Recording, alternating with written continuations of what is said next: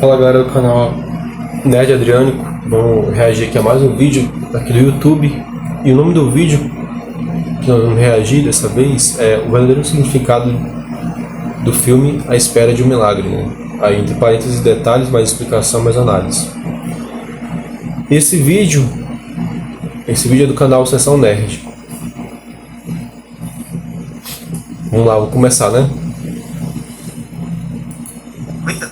Chegava aos cinemas À Espera de um Milagre, um filme que mistura um corredor da morte, um rato esperto e um prisioneiro misterioso. Mas ele vai muito além disso. É uma história cheia de simbolismos religiosos, metáforas escondidas e pequenos detalhes que mudam. Hoje a gente vai mergulhar no verdadeiro significado de A Espera de um Milagre. Prepare-se para redescobrir esse clássico, entender mensagens que ficaram nas entrelinhas e conhecer curiosidades dos bastidores que deixam tudo ainda mais legal. Então deixa o like, é claro, e vamos pro vídeo. Nossa história começa num asilo, com Paul fazendo sua caminhada de sempre até uma velha cabana. E o que tem lá dentro, a gente só vai descobrir no final. É surpreendente. Mais tarde, assistindo ao filme, ele lembra dos dias como carcereiro no corredor da morte. Só adiantando, né? Que essa caminhada aí que o Paul faz, né? Que é o protagonista, que é o policial lá do corredor da morte. No final do filme é descoberto que essa caminhada que ele faz para essa pequena casa é para ver o ratinho lá, né? Que apareceu lá no presídio, lá no corredor da morte. Que fica inicialmente com aquele preso lá que era francês, né? Que um dos policiais lá que era mal, mata da forma mais covarde possível, né?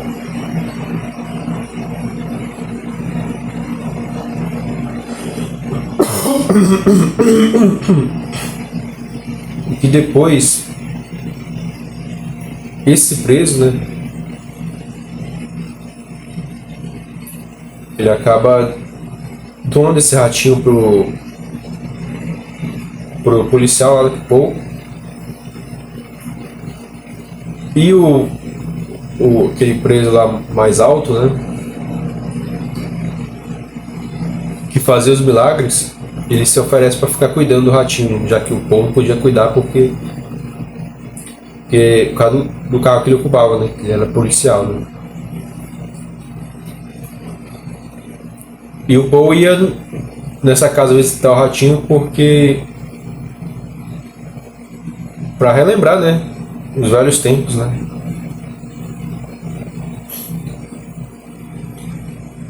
E também meio que cumprir uma profecia que ele falava pro preso lá, né, que era cuidar do ratinho, né? Que existiria um lugar que o nome do lugar seria Ratópolis, e que o rato lá ia viver lá, né? Tanto é que depois ele até fala, né, que ele não imaginava que Ratópolis não era bem o lugar que ele estava imaginando, né, que fosse aquela casa lá, né? Que o ratinho ficou lá, né? Interessante, os dois envelheceram juntos, né? O Paul e o ratinho lá que ele ficou cuidando, né? O nome do ratinho era o Sr. Jingles. Eu até lembrei o nome do ratinho, não estava vindo na minha memória, né, agora. Local apelidado de Abelha Verde, por causa da cor do piso. E aqui já tem um detalhe brilhante. Reparou na cor do chão do asilo? Sim, a mesma cor verde. O filme está dizendo, sem uma única palavra, que aqueles idosos, assim como os condenados, estão na sua própria milha verde, corredor da morte, esperando. Meu trabalho é fácil porque é assim, eu acompanho todas as minhas tarefas. Eu começo despejando tudo. Foi lá, em 1935, que Paul conheceu John Coffey, um gigante condenado à morte. E mesmo sendo interpretado por Michael Clark Duncan, que tem 1,96 m, o filme teve que usar truques para deixá-lo ainda maior. Afinal, olha o tamanho do elenco. David Morse, 1,92 m, James Cromwell, 2,10 m. Mas apesar do tamanho, o Coffey surpreende todo mundo com uma pureza quase infantil. Essa inocência deixa Paul completamente mente intrigado. Como alguém assim poderia ter matado 2 garotinhas? Logo a tensão do lugar é quebrada pela chegada do Senhor Jingles, um ladinho que acaba virando o melhor amigo do prisioneiro Del. Para dar vida ao personagem, a produção usou mais de 20 ratos treinados, cada um com um truque diferente. Na cena do carretel, por exemplo, parece que o rato está empurrando o objeto, mas na verdade, o movimento vinha de um mecanismo apagado na edição. Em outras cenas, os atores olhavam para um laser, que indicava onde o rato digital seria inserido depois. Mas essa calmaria acaba com a chegada de Wild Bill, um prisioneiro problemático, vindo direto de um manicômio. Na confusão da chegada, ele acerta um golpe baixo em Paul, que já vinha sofrendo com uma infecção urinária terrível. E aí entra Coffee. Tomado de bondade, ele segura Paul, suga a infecção e cospe aquilo como se fosse uma nuvem de inseto. Incrédulo, o Paul vai ao banheiro e, pela primeira vez em muito tempo, não sente dor. A partir desse momento, o filme cria um paralelo entre o Coffee e a cadeira elétrica. Ambos lidam com energia, ambos interferem na eletricidade da prisão, mas enquanto a cadeira mata, o Coffee devolve a vida. E essa ideia sobre ele representar a vida fica ainda mais clara quando no final do filme nós descobrimos que Paul viveu mais de um século, como consequência desse toque do Coffee. Esse milagre faz o Paul duvidar de vez da culpa do cara, levando a procurar o advogado de defesa no caso. E surpresa, o advogado é o Tenente Dan. Tenente Dan, eu trouxe o sorteio. E descreve o John como um homem sem passado. É como se tivesse caído no céu. Teria ele caído mesmo do céu? Seria um milagre divino? Isso pode responder a uma indagação de Paul. Deus permitiria tamanha maldade com 2 crianças? A história sugere que não. Deus enviou Coffee para salvar as garotas, mas chegou tarde demais. Mesmo assim, John renova a fé de Paul, que estava abalada de tanta maldade que ele via no trabalho. O advogado ainda completa que não acredita na inocência, contando a história do seu cão, sempre dócil, até o dia que atacou seu filho sem motivos. Sem querer, essa história descreve o verdadeiro culpado, Wild Bill, que trabalhava na fazenda e era de confiança da família. Mas o preconceito racial cegou o advogado, que não duvidou da culpa do Coffee. De volta à prisão. Esse filme tem umas mensagens implícitas nele muito legais assim, de acompanhar, né? Tem uma certa crítica, né, ao racismo, né? Quando aquele detento lá que era o mais problemático tira na prisão e começa meio que a atacar, né, o outro detento lá, né, o John Coffey, porque ele era negro, né? E também tem a mensagem essa mais para quem é mais religioso, né? Tipo que nem eu, que é a mensagem divina, né? Do milagre, né? Deus, naquele momento que o John Coffey ele assopra, ele está devolvendo a vida pro rato, né? Que tinha sido morto lá por uns policiais, né? Também era problemático, né? Igual o preso lá, né? Fora os outros milagres, né? Que o John Coffey faz, né? Que ele devolve a capacidade do Paul, né? Do policial que é protagonista do filme. Ele devolve a saúde, né, pro Paul, né, porque ele tinha sofrido de infecção urinária, né, e a cura que o John Coffey faz da esposa lá do chefe lá do departamento lá da polícia, né, que ela sofria de um tumor no cérebro dela, né, que nenhum médico era capaz de curar, e o Paul junto com os outros policiais eles bolam um esquema para levar o John Coffey até lá, até a esposa lá do comandante lá, né, do departamento da polícia aí, né. E aí o John Coffey acaba curando a esposa lá, a mulher do comandante, né.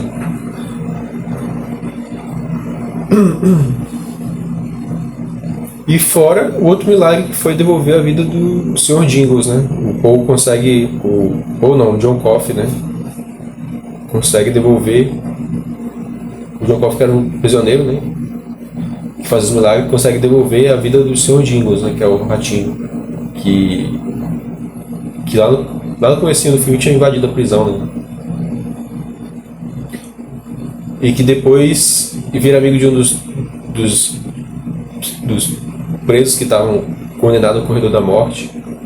E esse preso morre, né, por uma simples, por uma negligência cruel, né, dos policiais, né, que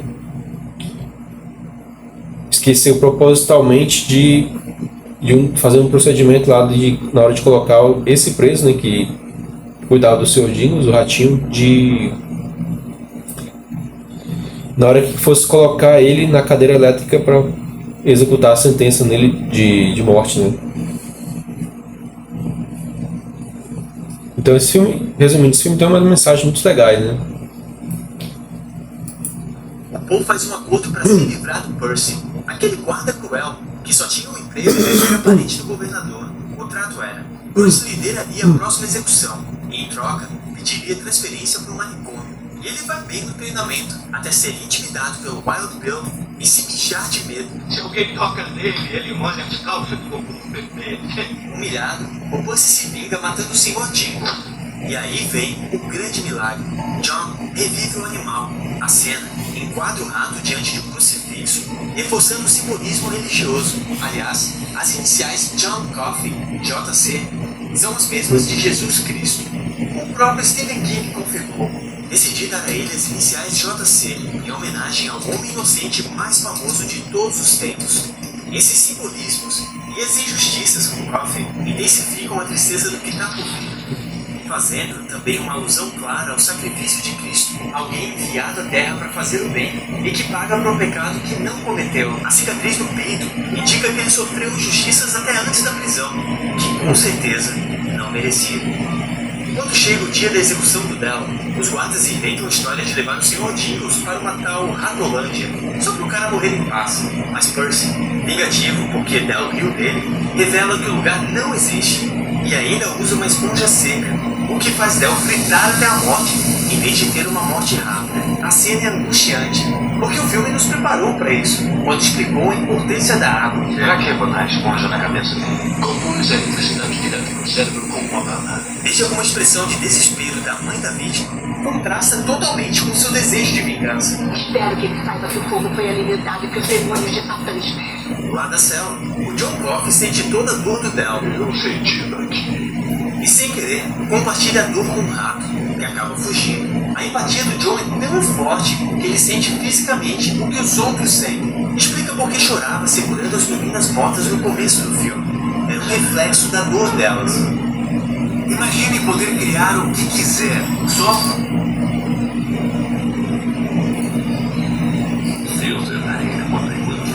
Impressionado com os milagres, o Paul planeja tirar Coffey da prisão para curar a esposa do diretor, que está com câncer terminal. Mas antes precisam topar o Wild Bill. O comandante não era o diretor, e o John Coffey ficava curando, né? Isso é mais no final do filme, né? Ela tinha um tumor no cérebro, aí os policiais bolam um esquema lá para levar o John Coffey até onde está a esposa lá do diretor, a mulher do diretor, para que o John Coffey cure ela do tumor no cérebro que ela tinha, né? E sim, há um erro de continuidade. Ele cai na cama com um colchão.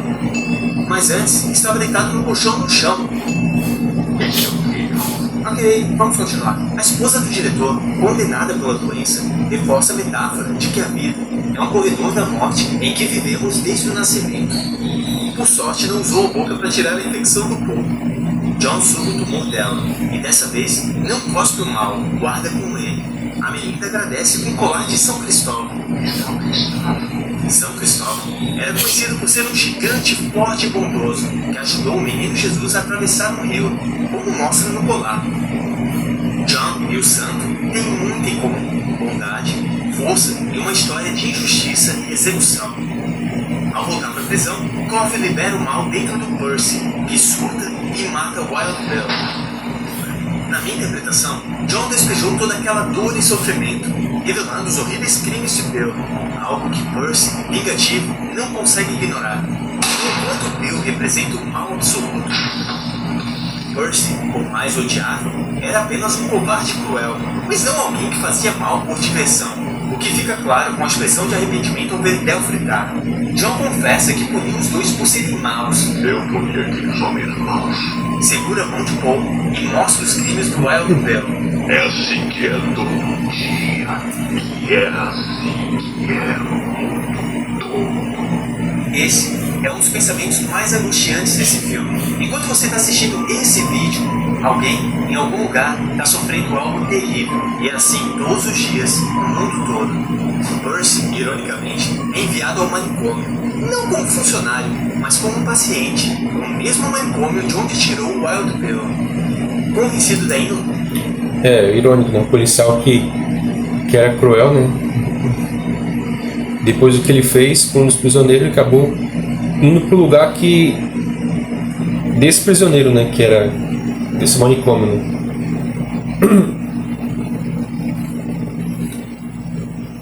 Logo depois dele ter matado o prisioneiro, né? Ele é tido como louco e é enviado pro manicômio, que ele tinha tirado esse mesmo prisioneiro que ele tinha matado antes, né? Do Coffin, ou oferece ajuda para ele fugir. E depois esse prisioneiro que foi morto pelo policial foi revelado que foi ele que era o assassino das duas meninas lá que o John Coffey era encontrado chorando, né? Perto do corpo delas, né? Mas John recusa, por estar cansado da crueldade humana. Estou cansado das pessoas serem iguais umas com as outras. Seu último desejo é assistir a um filme. É o mesmo filme que décadas depois fará Paul lembrar de tudo. Enquanto assiste, John tem um respiro de esperança na humanidade. A luz do projetor ilumina ele, criando uma aura quase divina, enquanto a música canta Paraíso, estou no paraíso. Mas a hora chega. John pede para não usar o capuz preto, pois ainda tem medo do escuro. A inocência dele torna tudo ainda mais devastador. Suas últimas palavras são as da música. É de partir o coração. Paul segura sua mão, repetindo o primeiro encontro deles. Com pesar, autoriza a execução. Quando John é hostilizado pela plateia, os guardas e o público, nós conhecemos sua bondade e inocência, o que reforça ainda mais a injustiça da cena. Coffey tinha força, tamanho, poder, mas nunca usou nada para si mesmo. Carregava milagres, empatia, dor e injustiça, em uma clara alusão ao sacrifício de Cristo. Está falando de milagres? O que ajuda a criar uma conexão emocional com o público, uma certa familiaridade com a história. O diretor Frank Darabont descreve John Coffey como uma daquelas almas extraordinárias que a humanidade, infelizmente, sente a necessidade de destruir. E o nome Paul também não é por acaso, assim como o apóstolo Paulo da Bíblia. Aí tem uma analogia muito grande, né, do sacrifício que o John Coffey faz, né? Mesmo sendo inocente, escolheu morrer, né, na cadeira elétrica, com o sacrifício que Jesus Cristo fez, né, morrendo pelos nossos pecados, né, pelos pecados da humanidade, né. Que mudou de vida após conhecer Jesus, Paul Ellicott deixa de ser carrasco da prisão após encontrar John e vai trabalhar ajudando jovens no reformatório. No presente, ele leva sua amiga até a cabana. Lá, dá o motivo de suas visitas, o Sr. Jingles, vivo depois de todos esses anos. O rato agora se tornou o único laço de Paul com seu passado. Paul explica que Coffey deixou parte dessa energia nele e que hoje tem 108 anos. Embora a dublagem insista em 180, eu tenho 180 anos.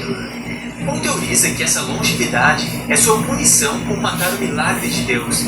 Ele é obrigado a ver todos que amam morrerem antes dele. E o filme fecha com uma reflexão sobre a ilha verde da vida, a qual todos nós percorremos. Para alguns, ela é curta, para outros, longa demais. Exemplificado nessa cena, onde o Paul atravessa a ilha verde com uma transição perfeita para a velhice. E ainda tem uma ironia. Del disse que o Sr. Jingles não poderia viver com Paul, porque ele mora na floresta. O Sr. Jingles ficaria assustado com o canibólico. Mas no fim, é exatamente ali que ele vive, com Paul e numa floresta. É claro. A Espera de Milagre foi um enorme sucesso. Com um orçamento de 60 milhões, arrecadou mais de... Fora essa analogia, né, da Milha Verde, né, que no filme é o corredor da morte, né, que os presos são encaminhados, né, até a cadeira elétrica, né. Os detentos são encaminhados até a cadeira elétrica, fazendo analogia com a nossa vida, né, que a gente meio que tá dentro de uma milha verde, né. A gente nasce, a gente cresce, a gente vai envelhecendo e no final a gente morre, né. Então, interessante essa analogia que faz, né, que o filme faz, né, da milha verde, dos detentos, né, sendo presos, indo para cadeira elétrica, né, tendo fim na cadeira elétrica, né, com a gente, né, na vida, né, nossa vida. A gente nasce, cresce, envelhece e o fim da nossa vida, da milha verde, né, que é a nossa vida, é a morte, né. 190 milhões e teve 4 indicações ao Oscar: melhor filme, roteiro adaptado, ator coadjuvante e som. Não levou nenhum.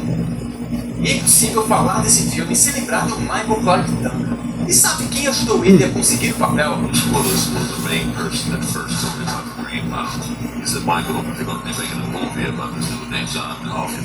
He said, I'm going to call Frank Darabont and tell him that I found John Coffin. Eles tinham acabado de trabalhar juntos em Armagedon. E esse foi o segundo longa-metragem do diretor Frank Darabont. O primeiro foi Um Sonho de Liberdade, um dos melhores filmes já feitos, e ambos são baseados na obra de Stephen King. Aliás, o King considera A Espera de Milagre a adaptação mais fiel da sua obra. The script is the best film adaptation that I've ever read. E algumas curiosidades extras. No cemitério, há um easter egg para Graham Greene, o nome do ator que interpretou o primeiro executado no filme. A escolha do ator Harry Dean Stanton parece uma brincadeira com o livro e com o filme, que possui um guarda chamado Harry e outro Dean Stanton. É a Cassie, a moça na cadeira de balanço. Como o Goff mesmo comenta, Cassiopeia é normalmente representada numa cadeira, o que se relaciona com a cadeira elétrica, e se torna um detalhe legal. Se quiser continuar nessa vibe, assista um vídeo sobre Um Sonho de Liberdade. E se eu puder recomendar outro filme baseado na obra do Stephen King, assista A Vida de Chuck, um ótimo filme. Se você tiver com a impressão que já assistiu esse vídeo, é porque deve ter assistido mesmo. Agora eu entendi! Acontece que quando ele estava chegando a 1 milhão de visualizações, ele saiu do ar por causa de direitos autorais. Então eu peguei esse vídeo e trabalhei de novo nele. Eu melhorei as explicações, regravei, reeditei para poder estar postando agora. Agora eu saquei! Um grande abraço, até o próximo. O 3 do mês eu consigo...